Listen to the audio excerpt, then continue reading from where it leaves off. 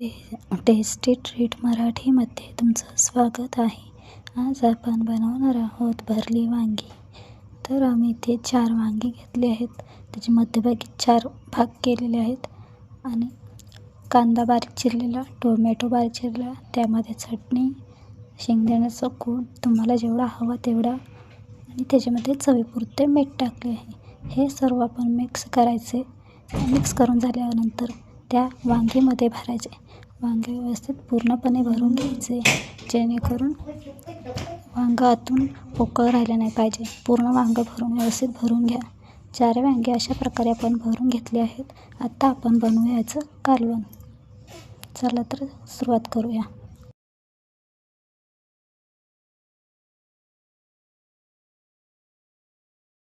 तर आपण एक पातेलं घेतलं आहे. त्याच्यामध्ये आपण कांदा, टोमॅटो घालून परतून घेऊया.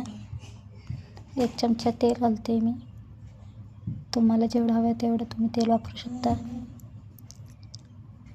छान तो कांदा भाजत आला आहे. त्यामध्ये जिरे, मोहरी आणि आपण भरलेली वांगी घालूयात. चांगले परतून घेऊया. आता आपला राहिलेला मसाला आहे तो सुद्धा आपण टाकूया आणि सगळं पुन्हा परतून घेऊ. त्यामध्ये चवीपुरते मीठ घालूया आणि आपण आता पुन्हा मिक्स करून त्यामध्ये पाणी टाकूया.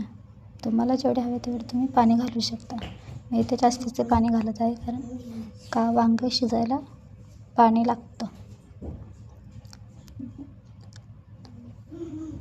आता कालवणाला उकळी येऊ द्या. कालवणाला उकळी आल्यानंतर आपण शेंगदाण्याचं कूट घालूया. कालवणाला उकळी आली आहे तर आपण त्यात शेंगदाण्याचा कूट घालूया. अंदाजे कूट टाकला आहे मी.